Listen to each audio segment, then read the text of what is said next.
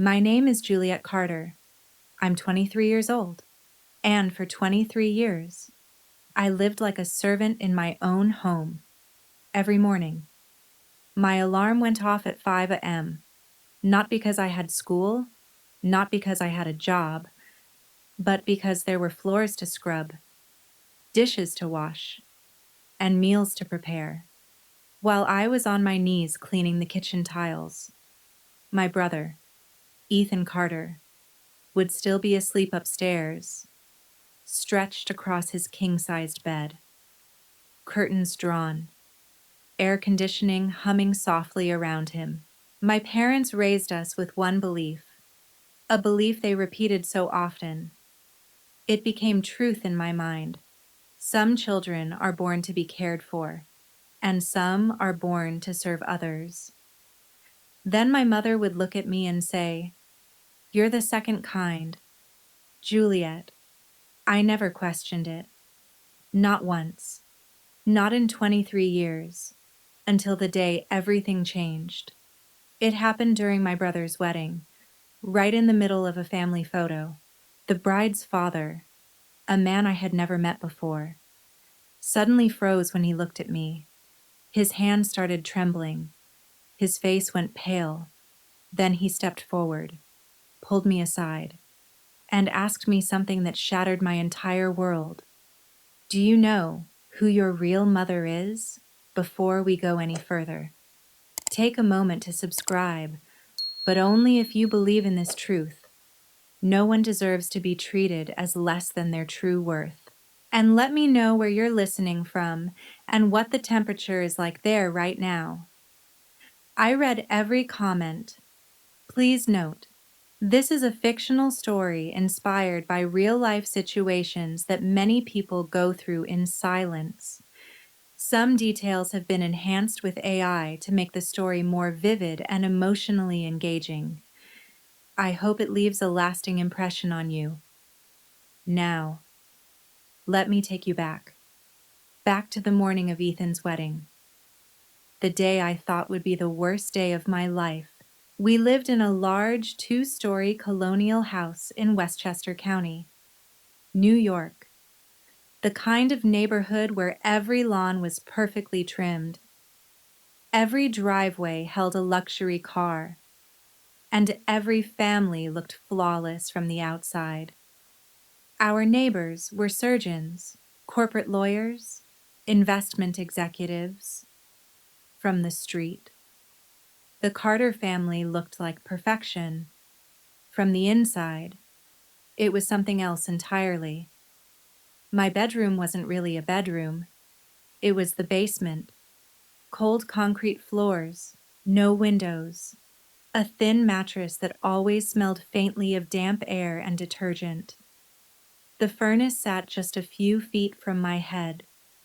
In the winter, it was the only thing that kept me from freezing.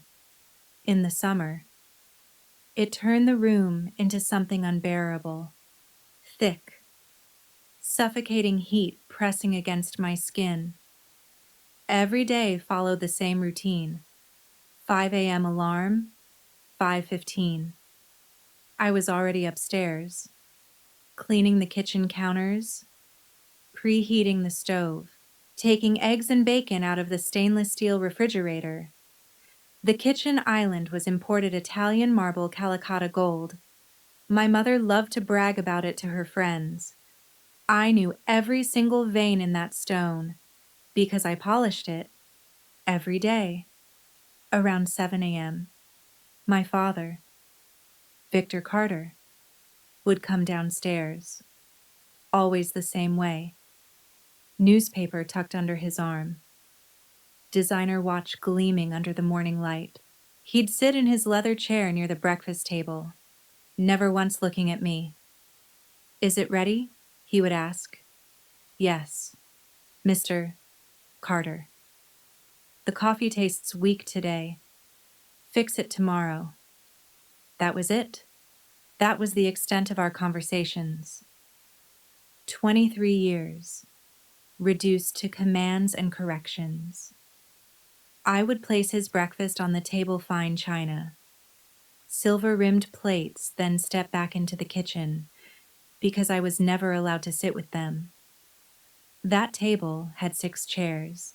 I counted them more than once, but my place was always by the sink, eating whatever scraps were left after they finished. But the hardest part wasn't the basement. It wasn't the exhaustion. It wasn't even the silence. It was the way they talked about me. Ethan's room was on the 2nd floor, the corner room with wide bay windows that overlooked the backyard garden.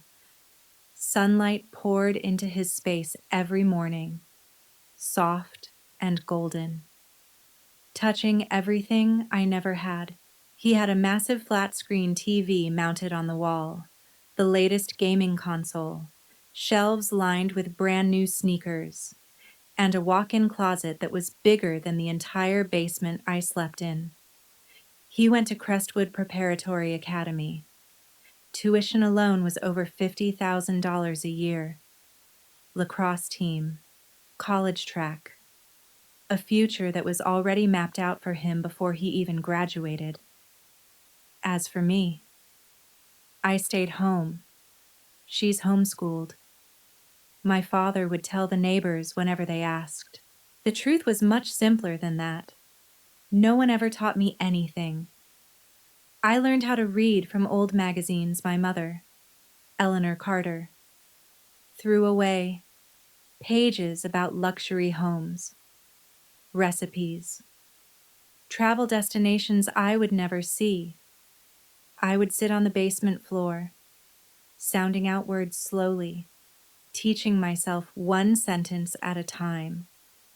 Math came from counting coins at the grocery store, adding totals in my head while standing in line, subtracting change as I handed over crumpled bills. When Ethan turned 18, my father handed him the keys to a brand new white Mercedes C-Class. I still remember the way the sunlight reflected off the hood as Ethan laughed, tossing the keys in the air like it was nothing. I didn't even have a driver's license. I didn't have an ID. I didn't have anything that proved I existed. When I was 12, I asked why I couldn't enroll in school like other kids. Eleanor didn't even hesitate. "Your documents were lost in a fire," she said calmly. "Replacing them is complicated. You're better off staying here with us." I believed her. Why wouldn't I? She was my mother. Ethan had a black credit card linked to my father's account. No spending limit. He bought shoes that cost more than everything I owned combined. I had 3 dresses.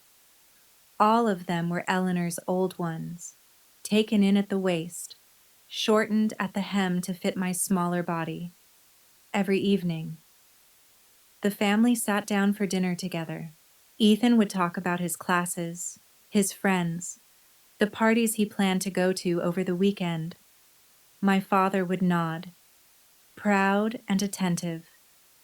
Eleanor would smile, refilling his glass before it was ever empty. And me, I stood in the doorway of the kitchen, waiting for them to finish so I could clear the plates. When I was 14, I made a mistake. I asked a question. "Mrs. Carter, why can't I sit with you?" She laughed. Not kindly, not softly, like I had just said something absurd. "Oh, Juliet," she said, still smiling. "The table only seats 3. It seated 6. I had counted every chair more times than I could remember. That night, something shifted inside me. A quiet realization I had been avoiding my entire life finally surfaced. I wasn't part of this family. I never had been. My father called them the rules. He had written them on a small index card when I was 5 and taped it to the inside of my basement door, the only decoration I was allowed to have. Rule 1, you do not sit at the family table. Rule 2, You do not call us Mom or Dad. You will say, Mr. Carter and Mrs. Carter. Rule 3. You do not leave the house without permission. Rule 4. You do not speak to strangers. The punishment for breaking those rules was always waiting, hidden in the kitchen pantry. A thin cane, tucked behind the cereal boxes. My father only needed to use it twice. The first time, I was 7. I called Eleanor Mom in front of her sister. The pain in my hands lasted for weeks. The second time, I was 16. I had been saving coins for months. Every bit of change I could hide. $17.32. One afternoon, I walked 3 miles to the nearest bus station. I didn't have a plan. I just knew I needed to leave. I needed to find someone, anyone who could help me. The police brought me back within 2 hours. She doesn't have any identification, one of the officers said at the door. No records at all? Is she yours? My father smiled. Warm, calm, convincing. The kind of smile that made people trust him instantly. She's our daughter, he said gently. She's been struggling lately. Mental health issues. Thank you for bringing her home. They nodded. They believed him. Of course they did. They left. The door closed, and the lock clicked. I spent 3 days in the basement without food, no light, no sound except the hum of the furnace. When he finally came down and opened the door, my father crouched in front of me. His voice was quiet, cold, without papers. You don't exist, he whispered. And if you don't exist, no one will ever believe you. No one will ever help you. Do you understand? I understood. After that, I never tried to leave again. Not for 7 years. Ethan wasn't cruel in the way my father was. He never hit me, never locked me away, never starved me. He just didn't see me. To Ethan, I wasn't a sister. I wasn't even a person. I was part of the house. Useful, replaceable, invisible. Juliet. Coffee. Juliet. My room's a mess. Juliet. Wash the car before I go out tonight. When Ethan's friends came over, he would gesture toward me like I was part of the furniture. That's our housekeeper. Not sister, not family, just housekeeper. No one ever questioned it. Why would they? I didn't look like them. The Carter family all shared the same features. Light brown hair, warm hazel eyes, the kind of look that made them seem effortlessly connected, like they belonged to each other. I didn't. My eyes were green, not soft green, but sharp, almost emerald when the light hit them the right way. My hair was a deep chestnut, darker than anyone else's in the house. I noticed it when I was younger. I asked about it once. I couldn't have been more than 8. Eleanor didn't even hesitate. Her hand came across my face so fast I didn't see it coming. Stop asking stupid questions. She snapped. After that, I never asked again. If you believe my parents were right to raise me as a servant and deny me a normal life for any reason, comment perfect parents. But if you feel the anger and injustice I lived with, then write bad parents. I really want to know what you think because sometimes seeing things from the outside makes the truth clearer than living inside it ever could. You know what? Things just kept getting worse. By 26, Ethan had everything. He was confident, polished, the kind of man people immediately liked. He worked at one of the top real estate firms in New York, a position he hadn't earned on his own. It had been arranged. His fiance's father made sure of that. Her name was Charlotte Whitaker, blonde, elegant, perfectly composed in every way that mattered. The daughter of Charles Whitaker, the CEO of Whitaker Holdings, a man whose wealth and influence opened doors most people never even knew existed. Ethan proposed to her 3 months before the wedding, a private dinner in Manhattan, a 2-carat diamond ring, charged, of course, to my father's account. The Carter family had never been happier, because this wasn't just a marriage, it was an opportunity. I overheard my father talking to Eleanor the night the engagement was announced. "This is it," he said, his voice low but filled with excitement. "This is how we step into their world." Eleanor laughed softly. Charles Whitaker could change everything for us. They had no idea how right they were. Charles Whitaker would change everything, just not in the way they expected. The woman Ethan was about to marry would play a role in tearing apart everything the Carters had built, not because of who she was, but because of who her father was. I was 15 when I finally asked the question I had been holding inside for years. Eleanor was sitting in the living room, flipping through a home decor catalog, marking pages with neat little tabs. I had just finished mopping the floors. My hands were raw from bleach, the skin dry and stinging. "Mrs. Carter," I said quietly. She didn't look up. "What is it? Why am I different from Ethan?" The pages stopped turning. Slowly, she lowered the catalog and looked at me.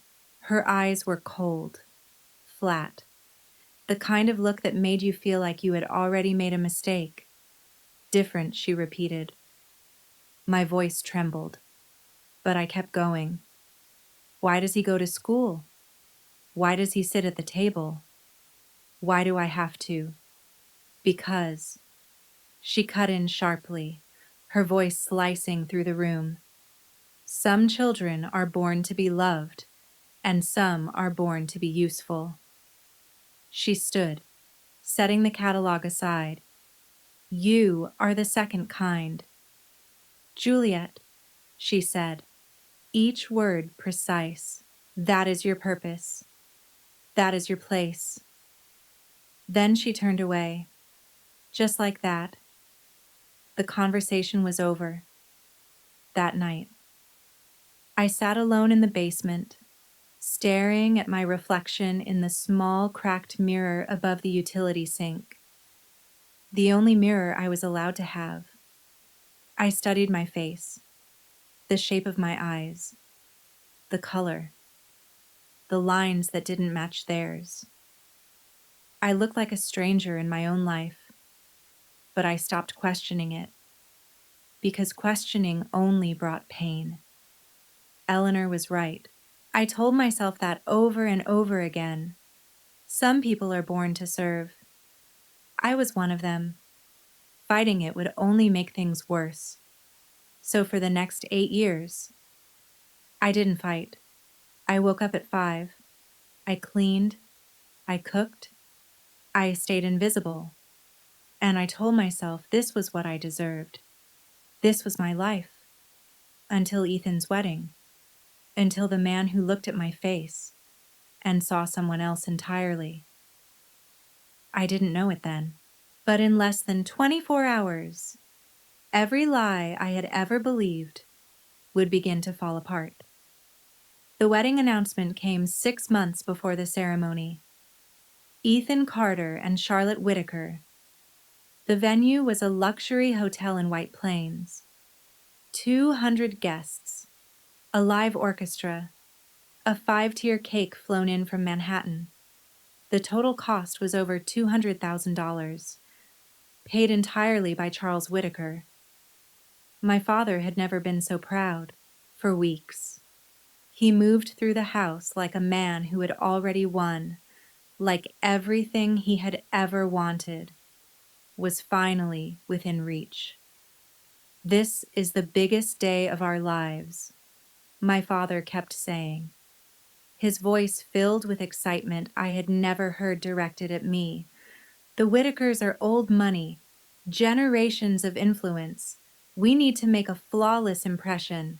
Eleanor threw herself into the wedding preparations like it was her own social debut. She coordinated every detail with Charlotte's mother, from the floral arrangements to the catering, to the rehearsal dinner guest list. She spent hours on the phone, her voice light and polished, pretending she belonged in their world. A week later, she bought a new dress, champagne-colored silk, designer label, more expensive than anything I had ever touched. For a moment, I allowed myself to believe something different.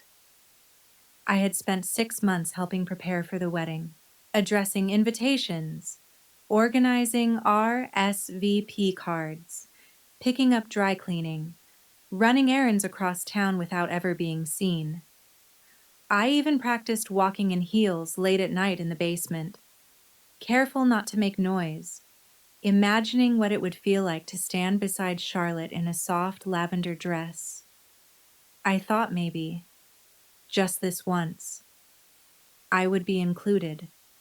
3 weeks before the wedding, Eleanor called me into the kitchen. "We need to discuss your role," she said. My heart lifted. "Will I be walking with the bridesmaids?" I asked quietly. She laughed. Not warmly, not kindly. "No, Juliet," she said. "You'll be assisting with service, carrying drinks, making sure the guests are comfortable."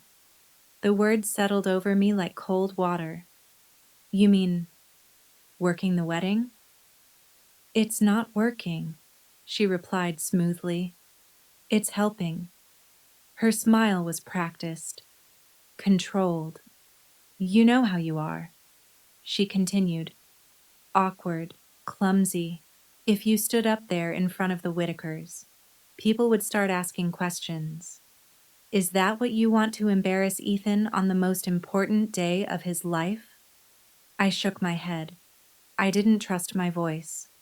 That familiar numbness spread through me again. Quiet and suffocating.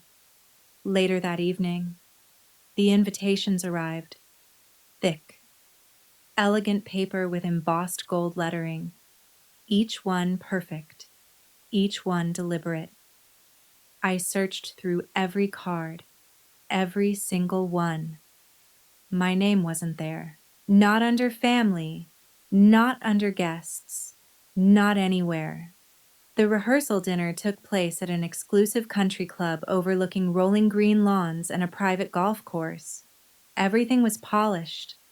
Everything was expensive. I wore a simple black dress with a white apron tied tightly around my waist. Eleanor had chosen it herself. "You look presentable," she said as she adjusted the collar. "Remember, smile when needed. Speak only if someone speaks to you first. And most importantly, don't draw attention to yourself." I nodded. I already knew my role. Invisible. I carried a silver tray filled with champagne flutes, weaving through conversations I wasn't part of. Families with old names, business partners, people who spoke about investments and properties like they were discussing the weather. No one looked at me. No one saw me. I was just part of the background. Until Charlotte noticed. She approached me near the bar, her presence effortless, her posture perfect. Her engagement ring caught the light as she moved. "You're Ethan's sister?" "Right, Juliet." I almost dropped the tray. "Yes." "Ma'am?" She frowned slightly. "Why aren't you sitting with the family?" Before I could answer, Eleanor appeared beside me. "Oh, Juliet prefers to help," she said brightly. her voice warm in a way it never was in private. She's always been shy, much happier staying out of the spotlight. Her hand rested lightly on my arm, a gesture that looked affectionate to anyone watching. Charlotte hesitated. Something in her expression shifted, but she didn't press further. She nodded politely and returned to Ethan. I went back to moving through the crowd, but then I felt it. A gaze, not casual, not fleeting, focused. I turned slightly. Across the terrace, near the railing, stood Charles Whitaker, Charlotte's father. A glass of amber liquid rested in his hand, untouched. He wasn't glancing at me. He was studying me. His face had lost its color. His jaw was tight, like he was holding something back. Then he started walking toward me, slow, deliberate. "Excuse me," he said. I stopped. "Yes, sir. What is your name?" "Juliet. Juliet Carter." He repeated it quietly, like he was testing the sound of it. Juliet.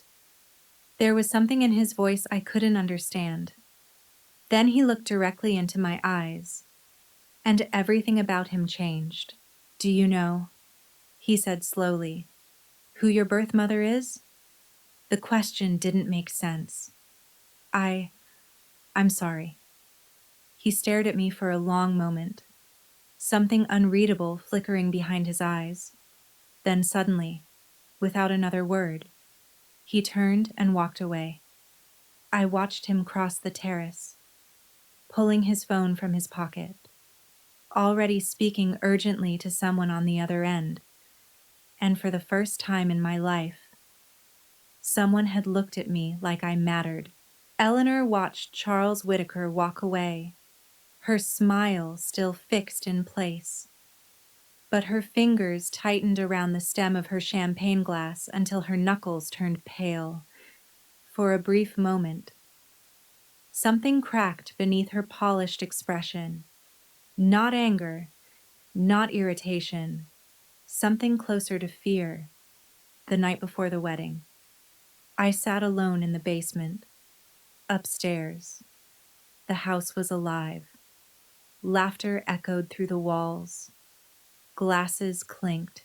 Eleanor's voice rose above the others as she toasted with her sisters, while Ethan's friends filled the living room with loud, careless celebration. Down where I was, there was only silence, the low hum of the furnace, the slow, uneven drip of a pipe somewhere behind the wall. I held the uniform I would wear the next day, smoothing out the wrinkles with my hands. I wasn't allowed to use the iron after 9 at night. That rule had been made clear years ago. Beside me lay the white apron, stiff and perfectly folded. On my lap rested a photograph, the only one I had. I was 5 years old in that picture, standing at the very edge of the frame. Ethan, still a toddler, was in Eleanor's arms, laughing. My father stood beside them, one hand resting on her shoulder. They were close, connected, a family. I was just there, not touching anyone, not being held, just present. In 23 years, I had never seen a single photograph where I stood beside them. Not one. Why, the question had always been there, quiet and persistent. But I had learned to bury it. Questions led to consequences. Curiosity led to punishment. But that night, in the darkness, it refused to stay hidden. Why didn't I look like them? Why did they treat me like I didn't belong? Why had they kept me invisible for so long? I thought about Charles Whitaker, the way his face had changed when he saw me, the way his voice had trembled when he asked about my mother. He had looked at me like he recognized something, like he had been searching. But that didn't make sense. No one had ever searched for me. No one had ever wanted me. Tomorrow, I would stand in a room full of people, serving drinks while my own family pretended I didn't exist. And then, everything would go back to normal. At least, that's what I believed. I had no idea how wrong I was. I woke at 4 in the morning. The house was still, quiet in a way it never was during the day. I moved carefully, stepping lightly as I made my way upstairs. The routine was automatic. By 5, breakfast was already underway. Eggs Benedict, fresh orange juice, everything prepared exactly the way my father expected on a day that mattered. By 6, the dining table was set, fine china, polished silver, every detail in place. Then I went upstairs to the guest room. Charlotte's wedding dress hung there, protected inside a garment bag. It was breathtaking. Ivory silk, hand-embroidered details, a long flowing train that seemed too delicate to even touch. Eleanor had insisted on keeping it at our house, claiming the storage conditions were better. But I knew the truth. She wanted to show it off, to let people see what she was now connected to. I carefully began steaming the fabric, moving slowly, precisely. My hands trembled slightly. One mistake, one mark, one wrinkle left behind. I didn't want to imagine the consequences. Footsteps sounded behind me. I froze. Eleanor stood in the doorway, wrapped in a silk robe, her hair pinned in rollers. "Be careful," she said sharply. "Don't touch the beading. That's imported crystal. It's worth more than you are." "Yes, Mrs. Carter." She watched me for a moment, arms crossed. "When we arrive at the hotel, you will use the service entrance," she continued. "I don't want anyone seeing you come in with us." "Yes, Mrs. Carter and Juliet." Her voice dropped, colder now. "Do not embarrass us. This is the most important day of Ethan's life. If you do anything to ruin it, I will make sure you regret it." My father's voice echoed from downstairs. "Juliet, where's my coffee?" Eleanor smirked slightly before turning and leaving. I stood there, the steamer still in my hand, staring at the dress, at the life it represented, a life I wasn't allowed to touch. Something inside me shifted, quiet, subtle, but final. This would be the last time. I didn't know how. I didn't know when. But I knew one thing. I couldn't keep living like this. Enough.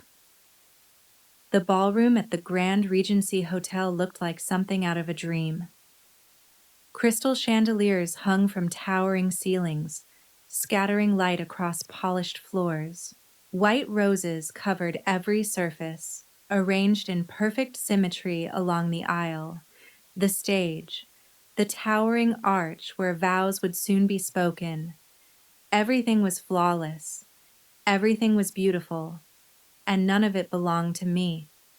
200 gold-trimmed chairs were arranged in perfect rows, all facing the elevated platform where Ethan would soon stand and promise his future to a woman whose family wealth could have bought our entire neighborhood twice over.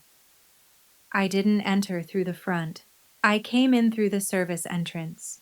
The loading dock smelled faintly of metal and cleaning solution. The catering manager barely looked at me as he handed over a silver tray. "Champagne service." He said, "Keep moving. Keep smiling. Don't talk to guests unless they speak first." I nodded. That part, at least, I already knew, inside. The ballroom was already filling. Women in elegant gowns moved like they belonged there. Men in tailored suits stood in small groups, laughing softly, glasses in hand. Diamonds caught the light from the chandeliers above, scattering reflections across the room. I moved between them, offering champagne. My eyes lowered. A woman dressed in Chanel paused in front of me. "Excuse me," she said. "Do you work for the hotel?" "Yes, ma'am." The lie came naturally. My father walked past me a few minutes later. He didn't look at me. Eleanor did. She stopped just long enough to lean in and whisper, "Fix your posture. You look sloppy." Then she moved on, smiling at someone else. Ethan appeared soon after, surrounded by his groomsmen, adjusting his cufflinks, laughing like everything in his life had always been easy. He spotted me and gestured casually. "Juliet, make sure there's extra shrimp at my table." He said, "You know how Dad is." Of course. He had already turned away before I finished speaking. One of his friends glanced at me. "Who's that?" Ethan didn't hesitate. "Housekeeper. She's been with us forever." The word landed quietly, but it cut deeper than anything else ever had. Housekeeper. Not sister. Not family. I felt it, but I didn't react. I had learned a long time ago that reactions only made things worse. So I kept moving, offering drinks, existing just outside of everyone's attention, until I felt it, that same presence again. I turned slightly. Across the ballroom, standing near the back, was Charles Whitaker. His glass of champagne remained untouched in his hand. His eyes were fixed on me, not casually, not politely. He was studying me. The ceremony began at 4. Soft music filled the room as Charlotte walked down the aisle, her dress flowing behind her like something out of a dream. Ethan stood at the front, smiling, his expression full of confidence, like he had never doubted his place in the world. My parents sat in the front row. Eleanor dabbed at her eyes with a handkerchief. My father sat beside her, proud, composed, exactly as he wanted to be seen. I stood at the back, tray in hand, watching from a distance. The officiant spoke about love, about commitment, about the bond between two people. Ethan's voice wavered slightly during his vows. Charlotte's eyes shone as she placed the ring on his finger. They kissed. The room erupted in applause, and I stood there, invisible, holding glasses of champagne I would never be allowed to taste. For a moment, I let myself imagine something else, a different version of this life, one where I sat in the front row, one where I wore a soft lavender dress, holding flowers in my hands, one where Ethan turned to Charlotte and said, "This is my sister, Juliet." But that version of reality didn't exist. Maybe it never had. The ceremony ended, and the guests rose as Ethan and Charlotte walked back down the aisle together. Petals scattered at their feet as they passed. Eleanor looked at me. There was no warmth in her expression, no pride, only a silent warning. "Remember where you belong?"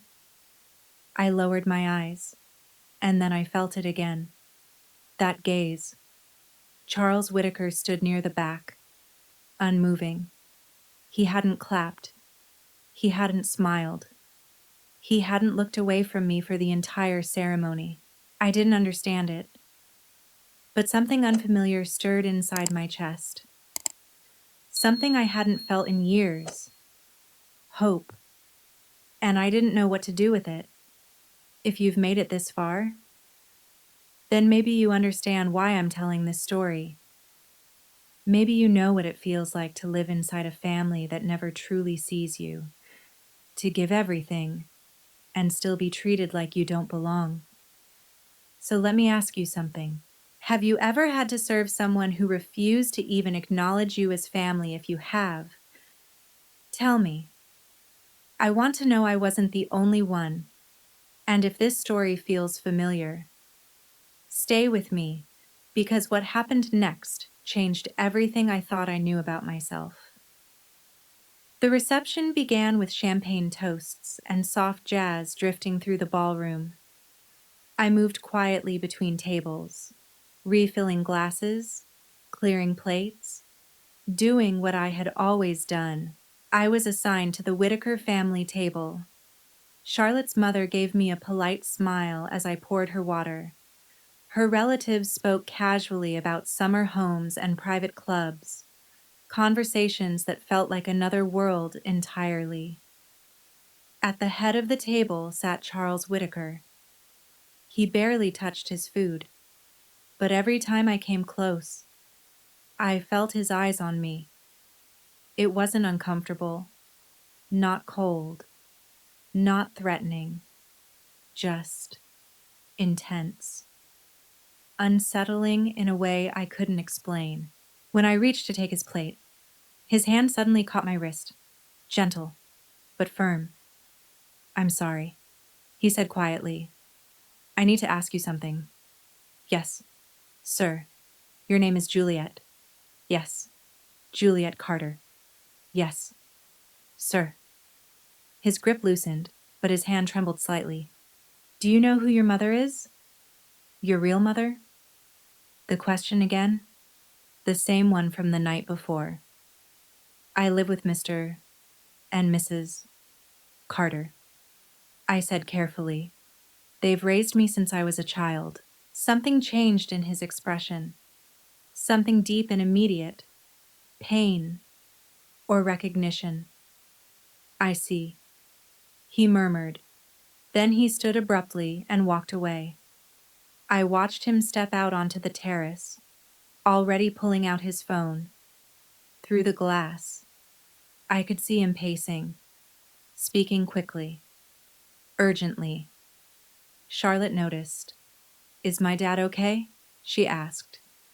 Glancing toward the doors, I'm not sure. At the table, Eleanor had gone completely still. Her glass hovered in midair. She leaned toward my father and whispered something under her breath. He turned, his eyes locked onto me, and for the first time in my life, I saw fear on his face, real fear. The photographer clapped his hands, calling everyone together. "Family portraits. Both sides. Please gather near the arch." The Whitaker family assembled first, graceful and composed, dressed in soft, coordinated colors. Then my family stepped forward.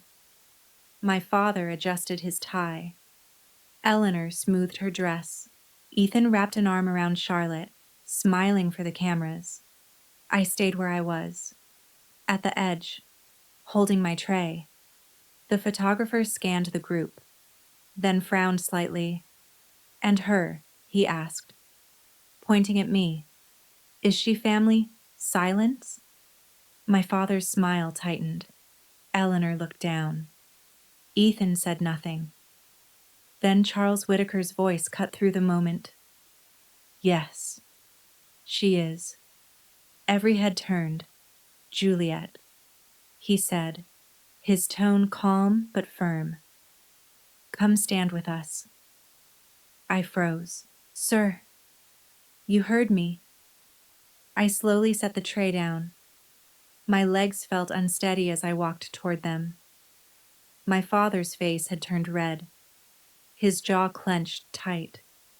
But he said nothing. He couldn't. Not to him. Not to the man who had paid for everything. Charles stepped closer and placed his hand gently on my shoulder. Warm, Steady. Right here, he said softly. This is where you belong. For a moment, I forgot how to breathe. The photographer lifted his camera. Everyone ready. Smile. The flash went off. Charles didn't move his hand. As the photographer showed him the preview, I watched his face closely. He zoomed in. Not on Ethan, not on Charlotte, on me.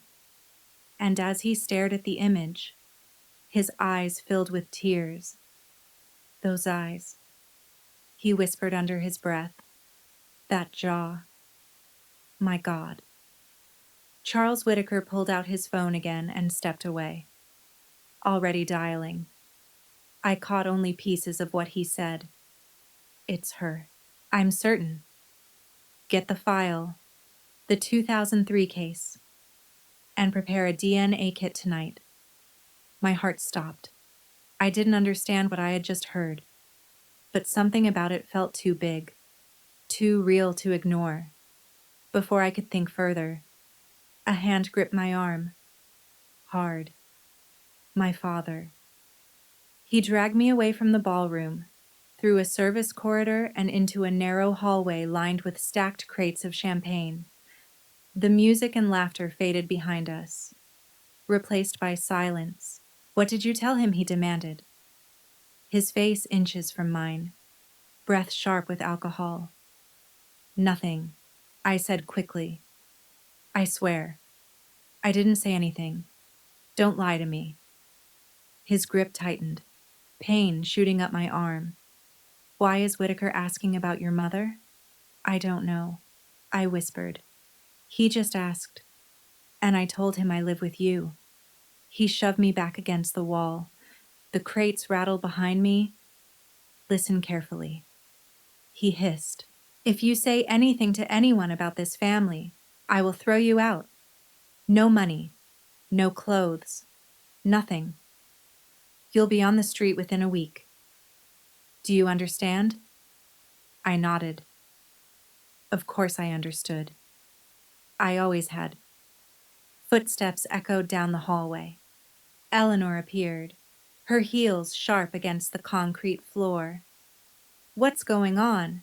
He's asking questions about her. My father snapped, jerking his head toward me. Something's wrong. Eleanor's expression hardened. She walked toward me slowly, her dress brushing the floor with every step. Juliet, she said, her voice cold. After the reception, you stay and clean. You do not speak to anyone, and whatever Mr. Whitaker asks you, you say nothing.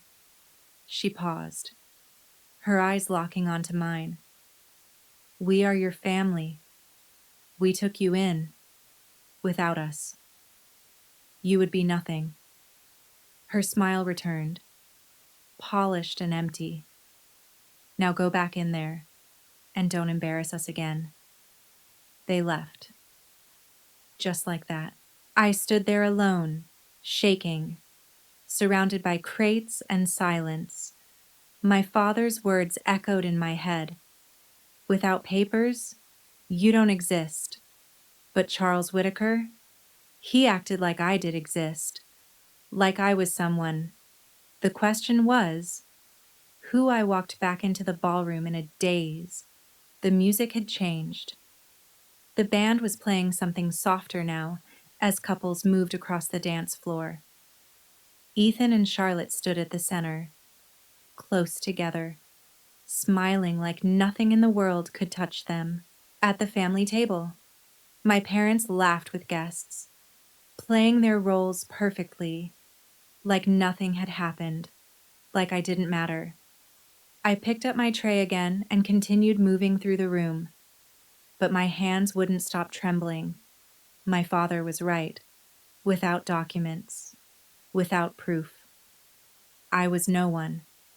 If I left, I wouldn't get far. The police would find me, bring me back. Or worse, no one would care enough to even look. This was my life. It always had been. And maybe it always would be. I drifted toward the edge of the ballroom, toward the exit. Maybe I could just leave, walk out, disappear into the night and never come back. Would anyone notice? Would anyone care? Juliet? I turned. Charles Whitaker stood behind me, up close. His expression was clearer now. Not just curiosity, something deeper, something heavy. May I speak with you privately? He asked softly. I hesitated. Glancing toward the family table, Eleanor was watching. Her smile was still there, but her eyes weren't. I don't think I should. I said quietly, please. He said, his voice unsteady. It's important. I've been searching for a long time. He reached into his jacket and pulled out a photograph. Old, worn, the edges softened from years of handling. He held it out to me.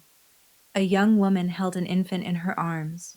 Dark chestnut hair, green eyes exactly like mine. Do you recognize anyone in this picture? Charles asked quietly. My throat tightened. I don't know, I said, but something stirred deep inside me. Something strange, familiar, like a memory I couldn't reach. He gently guided me out onto the terrace. The night air was cool against my skin. Inside, the reception continued. Laughter and music spilling through the glass doors. Out here, there was only silence and the sound of my own heartbeat. He held the photo closer, in the soft light. I could see it more clearly. The woman looked young, mid-20s maybe, tired, but smiling in a way that felt real.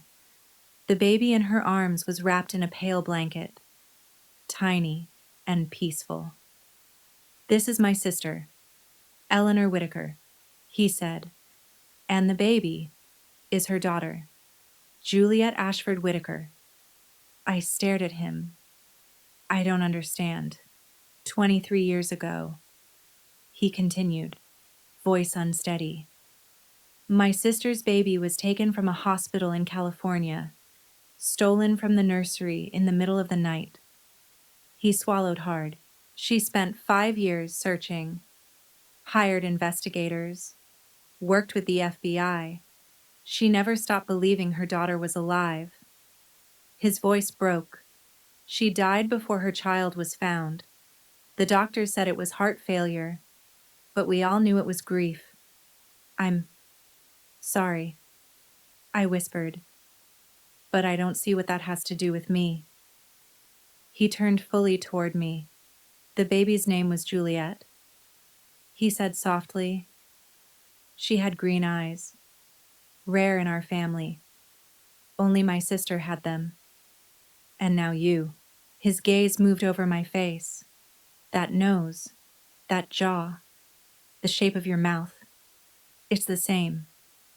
I took a step back. Mr. Whitaker, I think you're mistaken. I've been searching for 23 years, he said, tears forming in his eyes. And the moment I saw you, I knew. He reached into his pocket and pulled out a small plastic tube. Please, let me take a DNA sample. If I'm wrong, I'll leave you alone forever. But if I'm right. He paused, steadying himself. If I'm right, then the people in that ballroom are not your family. They're the ones who took you. The words hung in the air. Took you. For 23 years. I had been told I was nothing, that I should be grateful, that I existed because they allowed it. And now this man was telling me something entirely different, that I might have been stolen, that everything I believed was a lie. I can't, I said, backing away. I can't do this. Juliet, please, he said gently. I have a certified lab ready. Results in 72 hours. And if it matches, he swallowed. Then you're my niece. You're Eleanor's daughter. I stared at him. And there's something else, he added, before she died. My sister created a trust in her daughter's name. In your name. It's been growing for 23 years. My voice barely worked. How much he met my eyes. $12 million. The world tilted, but he shook his head quickly. This isn't about money. It's about the truth, about justice, about finally giving my sister peace. Inside, the music slowed. A soft song filled the ballroom, through the glass doors. I saw Eleanor scanning the room, looking for me, like I belonged to her, like I was something she owned. I thought about the basement, the rules, the cane hidden in the pantry, 23 years of being told I was nothing. And then I thought about a woman who had lost her child and never stopped searching. I looked back at him. What do I need to do? He opened the kit. Just open your mouth. The next 72 hours felt endless. I went back to my routine, waking at 5, cleaning, cooking, staying silent. But something had changed. Every time my father gave an order, I looked at him differently. Every time Eleanor criticized me, her words echoed differently in my head. And one question refused to leave me. Did you buy me? They noticed the change in me before I ever said a word. On the second morning, Eleanor's voice cut sharply through the kitchen. What's wrong with you? I had let the coffee sit too long. It had gone bitter. Nothing. Mrs. Carter, I'm just tired. You're always tired, she snapped, pouring the entire pot down the sink. Make another one, and pay attention this time. Yes. Mrs. Carter. I made another pot. I washed the dishes. I folded the laundry.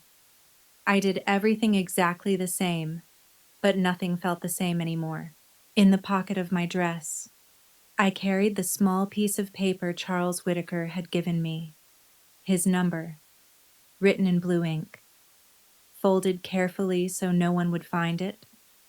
Ethan and Charlotte had already left for their honeymoon, somewhere far away, somewhere warm and effortless. The house felt quieter without him, but the silence didn't bring peace. It only made everything heavier. On the third night, I lay awake in the basement, staring at the ceiling, counting seconds instead of hours. Then my phone buzzed. The old phone I had bought with saved coins lit up in the dark. A message from an unknown number. Results are in. Can you meet tomorrow, 10 a.m.? Cafe on Main Street. CW. My heart stopped. Then it started again, faster than I could control. I typed back with shaking hands. I'll be there. The next morning. I told Eleanor I needed to buy cleaning supplies. She didn't even look up from her magazine. Be back before noon. I have guests coming. Yes. Mrs. Carter. I walked out the door, and I didn't stop walking. Not until I reached the cafe. It was small, quiet, the kind of place no one paid attention to. Brick walls, mismatched chairs, the smell of coffee hanging in the air. He was already there, sitting in the corner. A manila envelope in front of him. He looked different, tired, worn, like he hadn't slept. Juliet, he said, standing as I approached. Thank you for coming. I didn't sit right away. What do the results say? He didn't answer. He just slid the envelope across the table. I opened it slowly, my fingers trembling. The page inside was filled with numbers, technical terms I didn't understand, but one section was highlighted. I read it once, then again, and again. The words didn't change. Probability 99.97%.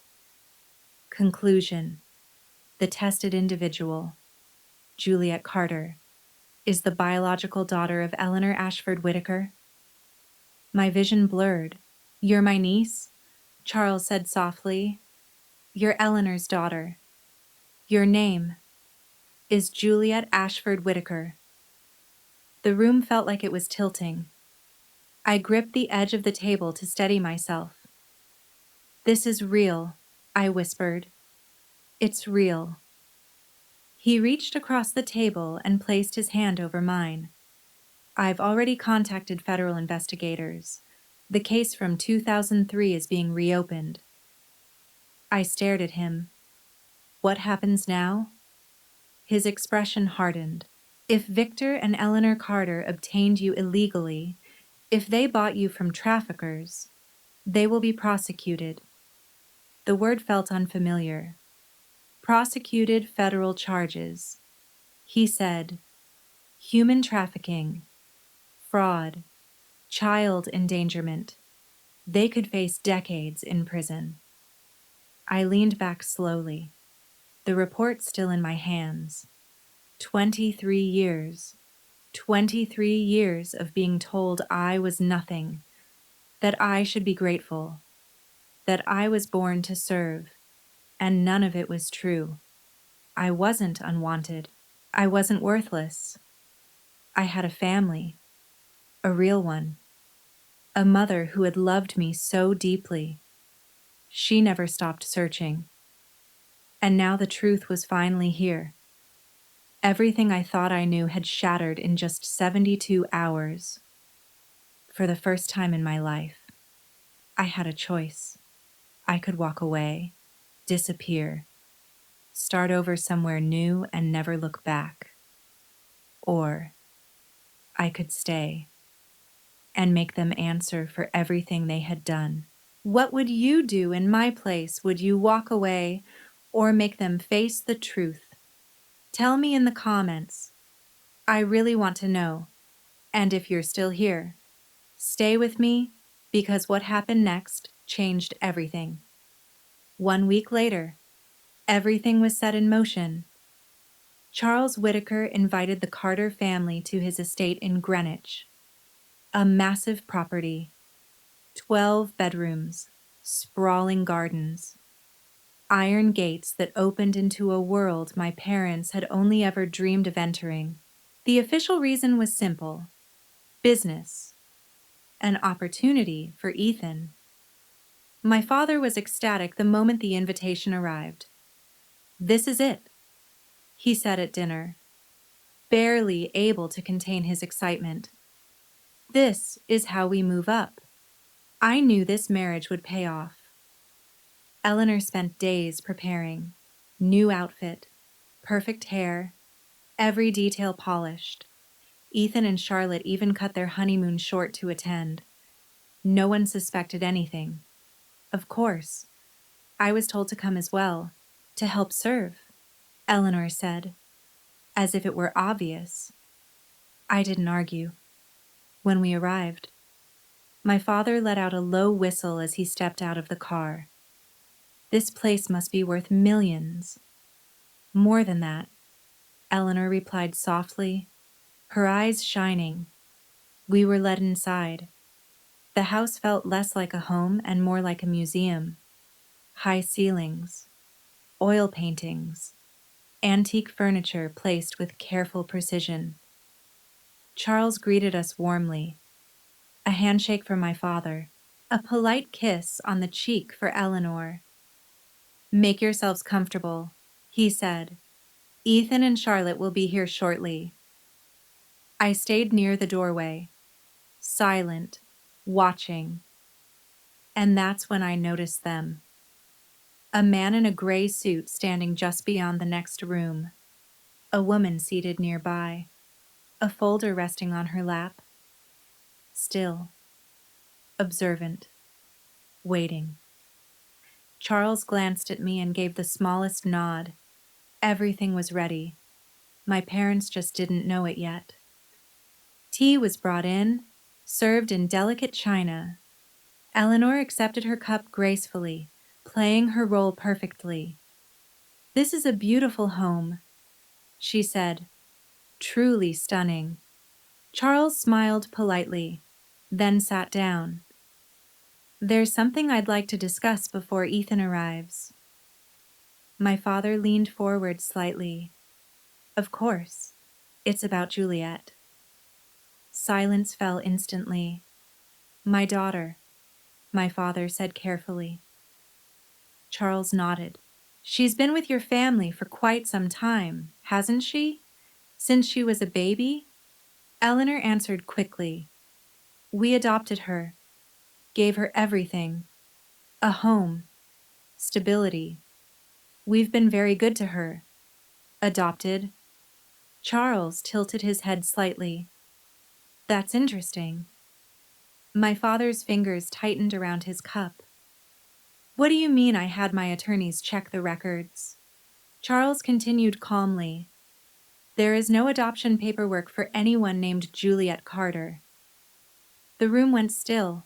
My father set his cup down. "Records can be incomplete," he said. "Things get lost." "I also checked state records." Charles added, "No birth certificate, no social security number, no hospital records at all." Eleanor's smile began to falter. "What exactly are you implying?" Charles leaned forward slightly. "I'm saying Juliet has no legal identity, no documentation whatsoever." His voice remained calm, but the weight of his words filled the room. "So the question becomes—" He paused. "Where did she come from?" My father stood abruptly. "I don't appreciate this," he snapped. "I don't know what kind of game you're playing." "It's not a game," Charles said evenly. "Not anymore." He opened a leather folder and placed two documents on the table. I recognized them instantly: the DNA report and another file, older, marked confidential. "This," Charles said, pointing to the first, "confirms that Juliet is a 99.97% genetic match to my late sister." My father's face drained of color. "And this," he continued, tapping the second document, "is a federal case file from 2003. My niece was taken from a hospital as an infant." No one spoke. Eleanor's cup slipped from her hands and shattered on the floor. "That's impossible," my father said, his voice breaking. "We would never then explain it," Charles said, his tone hardening. "Explain why she has no records, no identity, no proof she was ever yours." "There was a fire," Eleanor said quickly. "Documents were lost." "There was no fire," Charles cut in. "I checked." The silence that followed felt suffocating. And then the door opened. A man stepped in, followed by a woman holding up a badge. "Victor Carter, Eleanor Carter." His voice was calm, official. "I'm Special Agent Reynolds. We need to ask you some questions regarding the acquisition of your daughter." My father staggered back. Eleanor began to cry, and I stood there, watching everything finally collapse. "Victor Carter, Eleanor Carter, you are under arrest for suspicion of human trafficking, document fraud, and child endangerment." The words landed like a final blow. My father tried to run. He made it 3 steps before the agent caught him, twisting his arm behind his back and forcing him against the wall. The man who had controlled every second of my life for 23 years broke in seconds. His voice cracked. His strength disappeared. The handcuffs clicked. Eleanor collapsed onto the sofa, tears streaking her face. "Juliet, please," she cried. "Tell them this is a mistake. We're your family. We raised you." I looked at her, really looked at her. The woman who had slapped me for asking questions, who had watched me sleep on concrete, who had told me I was born to serve.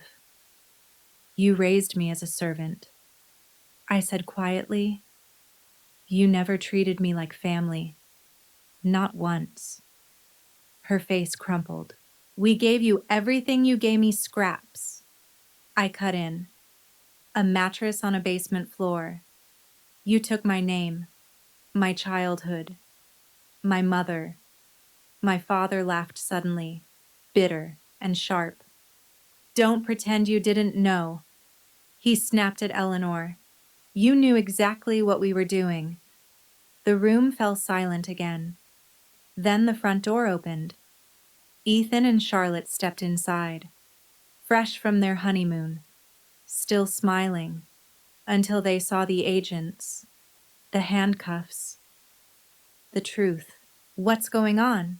Charlotte asked, her voice breaking. No one answered her. Within a month, the charges were filed. Victor and Eleanor Carter were indicted on multiple federal counts. The investigation uncovered everything. They had purchased me through an illegal network when I was a baby. $15,000, no records, no trace, just a transaction. My name had been written in a ledger like an item. Something bought, delivered, owned. The trial lasted 4 months. I testified twice. My father denied everything, claimed he thought I was an orphan, claimed he had given me a better life. No one believed him. Eleanor tried a different approach. She said she had been forced, that she had wanted to treat me better. No one believed her either. In the end, the verdict was clear: guilty. Victor Carter received 18 years. Eleanor Carter received 12. Their house was seized, their assets frozen, the life they built gone. Ethan's life collapsed just as quickly. Charles Whitaker cut all ties immediately. The wedding expenses became Ethan's responsibility overnight. His job disappeared. Charlotte filed for divorce within weeks. "I can't be part of this," I heard her say over the phone one night. "Your family bought a human being. I won't stay." The man who had once had everything lost it all. And me. For the first time in my life, I was free. 6 months later, Ethan called me. I almost didn't answer, but I did. "Juliet." His voice sounded different, smaller, empty. "What do you want? I'm in trouble." He said, "Everything's gone. The apartment, the car. I can't get a job anywhere. People know." I stayed silent. I was hoping, maybe you could help me. Just a loan. Until I get back on my feet. There it was. After everything, he still saw me as someone who would fix things for him. "Ethan," I said slowly, "in all the years we lived in the same house, did you ever help me silence? Did you ever ask why I slept in the basement? Why I never went to school? Did you ever once treat me like your sister I didn't know?" He whispered. "You did," I said. "You just didn't care." My voice stayed calm. "You needed me to stay invisible. It made your life easier, Juliet. Please, I'm not going to help you. Not out of anger, not out of revenge, but because you need to learn something you never did." I continued, "Actions have consequences, and so does silence." I hung up. My hand was shaking, but for the first time, my heart wasn't. 3 months after the trial, everything was finalized. The trust my real mother had created was released. Juliet Ashford Whitaker. That was my name. My real name. The account held over $12 million. I stared at the number again and again, unable to believe it. But it wasn't the money that changed me. It was the truth. Charles helped me move into his estate, a room with windows, light, space, silence that didn't hurt. The first night, I couldn't sleep. I kept touching everything: walls, curtains, sheets, reminding myself it was real. I started studying for the first time in my life. I had teachers, books, people who wanted me to succeed. A year later, I received my acceptance letter, Yale University, full scholarship. I cried for an hour, not because of where I was going, but because of everything I had survived to get there. Months later, I visited them once. The prison was cold, gray, lifeless. They looked older, smaller, broken. I prayed you would come. Eleanor whispered, I didn't come for you. I said, I came for me. My father leaned forward. Then say what you came to say. I met his eyes. For 23 years, you made me believe I was nothing. My voice didn't shake. But you were wrong. Eleanor started crying. We thought we were saving you. You thought you were getting free labor. I stood. I'm not here for your excuses. I'm here to tell you I'm done. I paused. I won't carry your cruelty anymore. I turned and walked away, and I never looked back. Now, I'm writing this from my dorm room. It's small, but it's mine. My name is on the door. My books are on the shelf. And every morning, I wake up, not to clean, not to serve, but to live. I'm studying psychology. I want to help people like me, people who were told they were nothing, because I know the truth now. I was never born to serve. I was born to be loved. And I intend to spend the rest of my life proving that, not just for me, but for anyone who has ever been made to feel invisible. If you would make the same choice as me, walk away, choose to heal, and refuse to carry the consequences of their actions, write great decisions so I know I'm not alone. But if you would choose differently, stay and help them, despite everything, then write, stay. There's no perfect answer here, only the one that protects your peace and your future. Have you ever been in a situation like mine? I'm truly curious about your story if you feel comfortable. Share it with me. Maybe opening up will help ease some of the pain you've been carrying. There was a time I truly believed I was worth nothing, that my only purpose in life was to serve others and stay invisible. But the truth I discovered changed everything. I wasn't born to be used, and neither are you. This journey taught me that no matter how deeply someone tries to define your value, it doesn't make it true. Your worth is not decided by how others treat you, but by who you choose to become when you finally see the truth. I learned that silence can hurt just as much as cruelty, and that sometimes the hardest thing to do is to walk away from what feels familiar, but is actually breaking you. Choosing yourself is not selfish, it's necessary. And healing doesn't mean forgetting what happened. It means refusing to let it control your future. If this story touched you in any way, I hope you remember this. You matter more than you've ever been made to believe. And your story, could help someone else feel less alone. If you want more stories like this, stories that remind us of our value, please consider subscribing, leaving a comment, and sharing this video. Your action might be the reason someone else finds the courage to stand up for themselves.